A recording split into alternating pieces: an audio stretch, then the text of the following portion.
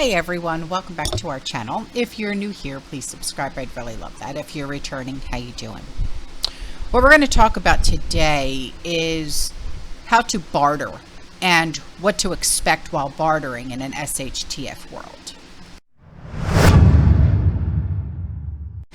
I realize that some people are curious about our lifestyle, being of the prepared mind, because they want to be more self-sufficient, while others may be considering this lifestyle to ensure that their survival during more difficult times. If you are worried about where to get supplies after your stockpile runs out, because I know that's a question that a lot of you have, and if you're worried about, when your stockpile runs out during SHTF, you can try to learn more about bartering and the basics of training in a post-collapse world. Have you ever heard of a man? His name is Silky. I have read every single one of his books, and they're all so very fascinating. He survived a year in Bosnia when his city was blockaded. And Begovic hails from the Balkan region, where residents, they struggled with harsh living conditions from 1992 to 1995. And he lived there and he survived for a year in a city without running water, food distribution, electricity, fuel, or supply of any goods of whatsoever. The area also did not have any organized law or any government either, for that matter. And according to Silky, people started bartering weeks after the city was locked down. And he added that ordinary folks only started bartering after several weeks went by because they did not immediately realize the severity of their situation. And as he tried to remember more about that time in his life, Silky added that there were people who did not want to take money for goods. Instead, they asked for valuables like gold or jewelry or weapons or, other things that could have held value for the items that they wanted to trade with. So some of these people were smart enough to realize that money was going to become worthless very, very soon. Even valuables like gold and jewelry were only good in the first period, and you would only benefit from them if you had a connection to the outside world so you can exchange them for something useful. So ordinary people needed several weeks to get used to this new situation, this new normal, right? And the process went from buying goods with money to buying goods from people who still accepted money, but at outrageous prices, to the moment when money was worthless and people only accepted goods for other items. Now, while this was rare, you could sometimes find someone who would sell you something for foreign money, but with at least 20 to 50 times higher prices. For example, say you smoke. Well, that pack of smokes cost around $1.50 for German marks outside of the war region. Silky could buy that pack for 40 German marks. So US dollar, Canadian dollar, they had even worse of value. So the people who would accept that money, they had connections to the outside world. And some of them became millionaires because of it. The same ratio was for precious metals and for jewelry. For small, quick trades, the usual currency that people used was for smokes because of the large percentage of smokers in that area. Some people would trade bullets. Nothing was fixed, mind you. Okay, they didn't have tradesmen, things like that. During the lockdown, the value of goods went up and down based on different factors.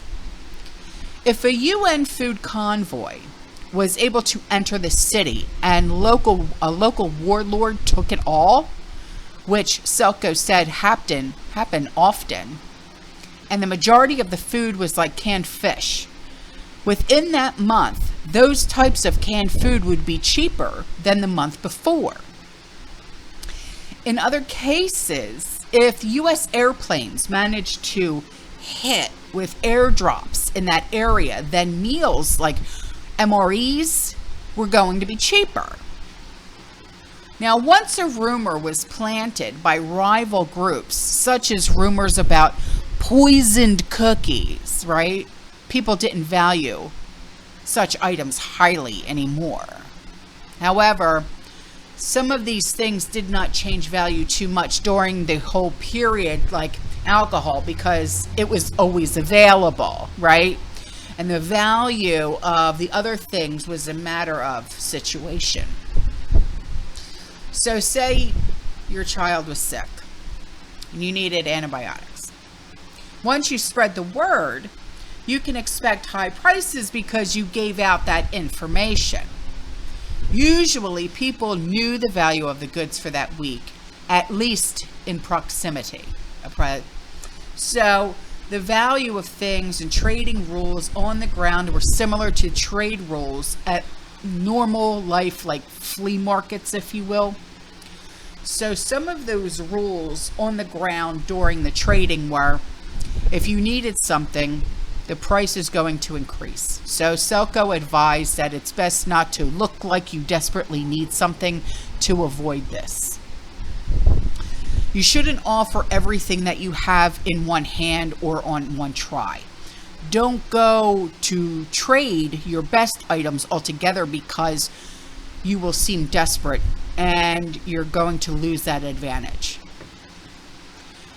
Don't give someone a reason to take the risk of attacking you because you have too many desirable items or too many things with you. Before meeting up with someone, Silky advised that you should only bring a set amount of like food or ammo with you.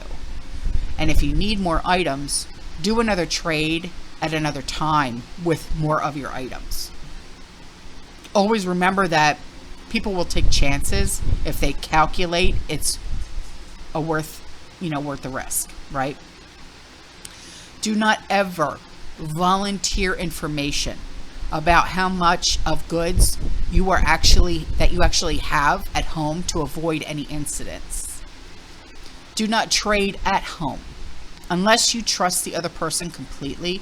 This is so important, especially if you are trading with someone that you don't know that well at all. Agreeing to trade at another person's home might mean that you are on his playground, or he is just that stupid and you are losing the advantage. Do not take the risk of trading or being like an unknown territory. That's what I mean. Try to choose like neutral ground where you can control the situation and give the other person a chance to feel safe, but not safer than you already feel. The most important thing to do is to understand that when SHTF happens, the only thing that really protects you from losing everything is you. Trade will require careful planning. Start with information about a person who has something that you need. Then check, recheck, and then double check again that information. Communicate with that person, then send information to let them know that you want to trade. Clearly set the terms about the place, a number of people where you're going to do the trade. Usually, there will be rumors or information about who is safe to trade with. Silky said there's also information about people who like to scam others during a trade. So if you completed a beneficial and a fair trade with someone, remember him as a safe trader for future bartering trades. The rest is just a matter of trust and your skills and your mindset. If you live like in a nice town, you might have access to a market where people can freely exchange their goods. However, this was never really witnessed at like anything like that in Bosnia, because a market like that requires an efficient system to back it. And bartering, when SHTF, is a high risk situation because it is about resources and there is no law or system in place to protect you and the others. So in the long run, skills are more valuable because you cannot spend your skills, right? If you have medical skills, you could expect that over time people would know about them through the word of mouth. And after SHTF, you will have the different opportunities to get something for that skill. If you're a nurse or a doctor or, like a physician's assistant or something like that, okay? Or even a dentist, okay? So after an SHTF event, skills for repairing will also be invaluable. Plumbing, electrical work, mechanic, things like that, okay? Along with technical skills as well. Because Selco added that skills were safer to trade because if someone attacks or hurts you in any shape or way, they still can't take your skill. So it's a losing battle for them. If you raise animals at your homestead, you could trade your eggs or your dairy or your meat for other items that you need. If you have your freedom gardens going, right? You could trade fruits and veg for other pantry staples like flour, cooking oil, things like that. Before SHTF, please learn the basics of bartering so that you can find more supplies before your stockpile runs out. So, have you ever thought about bartering? Do you have items set aside for bartering? I think this is a worthwhile conversation that we should have. Okay? All right, guys, I'm out of here. I will see you in the next one. You stay safe, you stay positive, you keep prepping, and as always, fearless. Ciao.